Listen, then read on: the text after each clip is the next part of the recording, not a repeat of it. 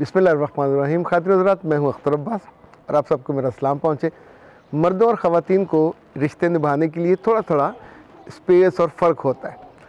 मर्द आमतौर पे ये हौसला कर लेते हैं कि अगर उन्हें कोई रिश्ता पसंद नहीं है तो उसे डिस्टेंस कर लेते हैं, और जब बात से ये मैनेज नहीं होता वो अपने दोस्तों से भी डिस्टेंस नहीं कर पाते, उनसे बेइज्जती करवाते रहते हैं और बाद में फिर मेरे पास आते हैं कि जी मेरे फ़लाँ दोस्त हैं, मेरी बड़ी इंसल्ट करते हैं। दोस्तों के बीच में बैठ के वो सैंड बैग के तौर पे कुसन मारते हैं और मैं कुछ नहीं कर सकता।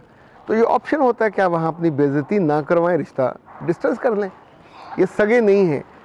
सगों के मामले में भी जो मेरी सजेशन होती है कि जहाँ आपसे मोहब्बत है, जहाँ आपका एहतराम है, उसको निभाएं, ज़्यादा मोहब्बत दें और वो मज़बूत रहता है।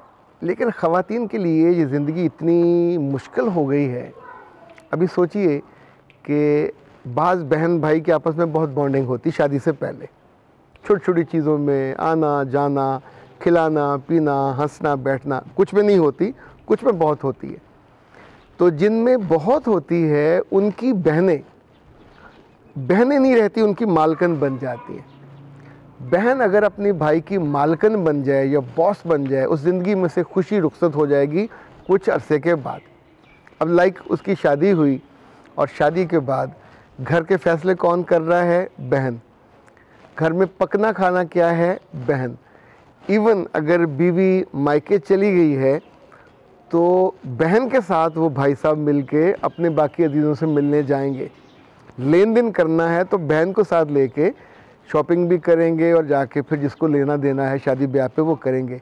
इससे ज़्यादा अहमकाना बात, इससे ज़्यादा बेतुकी बात और इससे ज़्यादा कम अक्ली की बात हो नहीं सकती। जब बहन ब्याही गई तो अब आपका और उस बहन का रिश्ता वो रहेगा, पर उसका जो मैग्नीट्यूड है वो थोड़ा कम हो जाएगा। होना चाहिए इसलिए कि अब वो किसी और की बीवी है, उसको ये ओनरशिप वहाँ देनी चाहिए। वहाँ रिश्तों को निभाना भी चाहिए, वहाँ रिश्तों को ज़्यादा रग़बत से, ज़्यादा मोहब्बत से रखना चाहिए, पर वो अपनी पिछली मलकियत से दस्तबरदार नहीं होती। अब ये दस्तबरदार ना होना जो भाई की बीवी है उसकी जान अजाब में कर देता है। ऐसी नंदों को हमने देखा है कि ये प्राउडी होती हैं, ये बदतमीज़ होती हैं, ये मुतकब्बर होती हैं, अपनी खूबसूरती की बुनियाद पर नहीं, अपने भाई के ऊपर कब्ज़े की बुनियाद पे। दे हैव द थॉट के साडा भाई उसने मेरी ही माननी है, मेरे कहे पे चलेगा। इवन शादी ब्याह के मौके पे क्या पहनना है और क्या नहीं पहनना वो बताएगी। तो इससे ज़्यादा फजूल बात क्या हो सकती है? तो अब ऐसे में जो बीवी है, शी बिकम्स अ सर्वेंट, और अगर आप उस रोल पे मुतमिन होते जाओगे तो आप अपनी ज़िंदगी को बहुत तंग कर लोगे। बहन जितनी मर्ज़ी प्राउडी हो, जितनी मर्ज़ी मुतकब्बर हो, जितनी मर्ज़ी अहम हो, कुछ अरसे के बाद आपको बतौर बीवी अपनी मियाँ की ओनरशिप न सिर्फ लेनी चाहिए बल्कि उसको वक्तन फ़क्तन बताना चाहिए कि जब आप उनके घर जाएं तो बिस्मिल्लाह जितना मर्ज़ी उनसे प्यार मोहब्बत करें, पर जब वो हमारे घर में आए तो इतनी आप मुझे स्पेस तो दें कि ये घर अब मेरा है, मेरे बच्चों का है, मेरे मियाँ का है, तो यहाँ के फ़ैसले कोई और ना करे। मेरे बच्चे कहाँ पढ़ें, कहाँ जाएं, कहाँ ना जाएं, आपकी बहन शादी से पहले 100% आप उनके थे, पर अब आप 100% हमारे हो। चलें 10% हम कम कर लेते हैं, 20 कम कर लेते हैं, पर फिर भी ये 20-80 होगा, 20 बहन का 80 हमारा। ये नहीं हो सकता कि हम बेचारे 20% पे रुलते फिरें और 80% आपकी मोहब्बत और तवज्जो वो ले जाए। सो याद रखिएगा, जितने भी शौहर अपनी बीवियों को साइड पे करते हैं और अपनी बहन को प्रेफरेंस देते हैं, उसके फ़ैसलों को भी, इनके घरों में से खुशी और खैर दोनों रुखसत हो जाते हैं। अब आप पूछेंगे, वसूलों तो नहीं पूछना चाहिए, लेकिन फिर भी अगर शौक़ हो तो हर चीज़ को उसकी जगह पे ही लगाना चाहिए, हर रिश्ते को भी उसी जगह पे रखना चाहिए। जहाँ जेठ आपके हर काम में मुदाखल करने लगे, जहाँ ससुर हर काम में मुदाखल करने लगे, जहाँ देवर हर काम में, तो घर बर्बाद होते हैं, उजड़ जाते हैं। कितने घर मैंने ऐसे देखे हैं जो नंदों ने या देवरों ने बर्बाद किए। हमारी मर्ज़ी ये है, ये हमें पसंद नहीं है, ये हमें खुश नहीं रखती, ये हमें खुश नहीं करती, ये हमारा एहतराम नहीं करती, ये हमारे लिए बिच बिच नहीं जाती। और वो जो गधा होता है उनका भाई, मैं तो उसको नॉर्मल इंसानों की कैटेगरी से निकाल के वो जो होते हैं ना बौने, उनमें रखता हूँ कि आपको रिश्ते पूरे करने नहीं आते, आपको रिश्तों का लिहाज भी करना आना चाहिए। हाँ, एक ये बड़ा होता है इन बहनों को, ये जो प्रौढ़ी बहनें, ये सलाम करते हुए इन्हें मौत पड़ती है।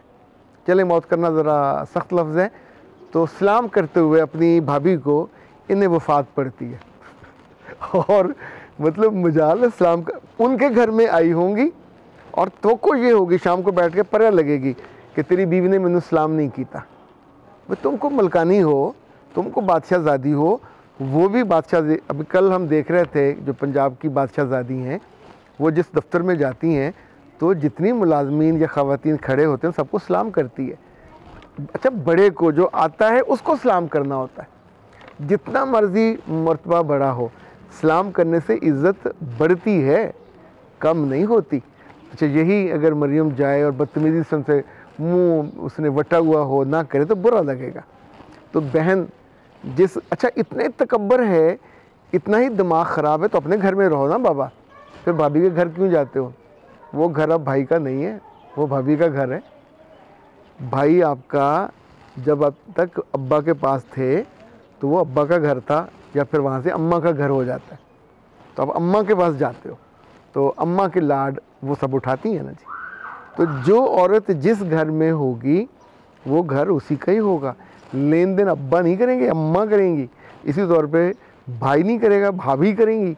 तो भाभी को राज़ी करने की जगह उसको सलाम नहीं करते, उससे मुंह बनाते हो, उसकी शिकायतें करते हो, उसका घर उजाड़ते हो। 4-4 बच्चों के बाद आप पर अल्लाह की मार नहीं पड़ेगी तो क्या होगा?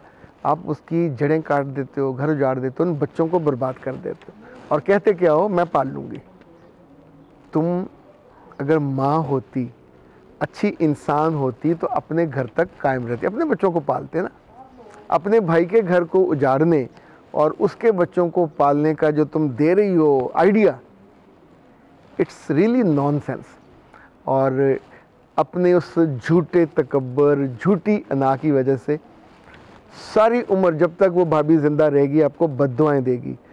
हम लोगों को बद्दुआओं की कीमत का, उसके वज़न का और उसकी जो मार पड़ती है उसका अंदाज़ा नहीं है। किसी दुखी दिल के और रब के बीच में कोई चीज़ हायल नहीं होती।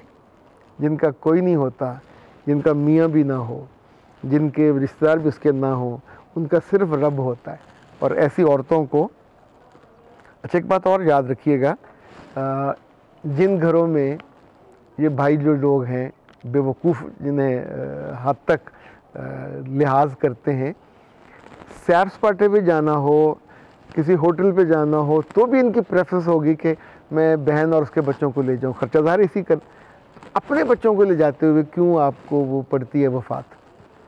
ये बच्चे यतीम हैं क्या?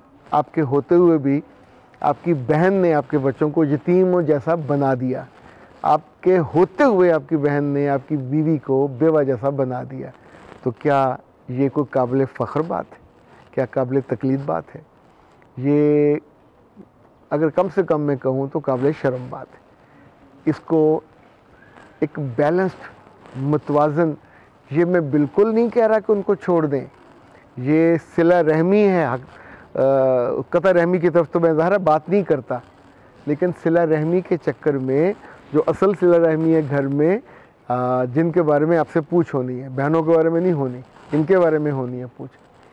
आपके बच्चे बर्बाद हो जाएंगे, आप सदका जारिया से महरूम हो जाएंगे। बहनों के बच्चे आपको याद नहीं करेंगे, वो आपकी कब्र पे नहीं आएंगे, ना वो फूल चढ़ाएंगे और ना आके याद करेंगे। ये अपने बच्चे ही होते हैं जो कब्रों को भी ताज़ा रखते हैं। तो अब मैं आपको अच्छे तो नहीं कह सकता, चल्ले मर्दों, रिश्तों में खुली आंखें रखा करो। तवाज़न और मतवाज़न, शख्स भी और रिश्ता भी, ये आपकी ज़िंदगी को खैर देगा, खूबसूरती देगा। और अगर आप इससे महरूम रहने का आपने सोच लिया हुआ है तो कोई जबरन आपके घर में खुशबख्ती को दाखिल नहीं करता। जिस घर में दुआएं नहीं निकलती, जिस घर के बीवी के चेहरे पे मुस्कुराहट नहीं है, जिस घर के बच्चे मुतमईन नहीं हैं, वहाँ खैर नहीं आती। अख्तर अब्बास को दीजिए इजाज़त। अस्सलाम वालेकुम।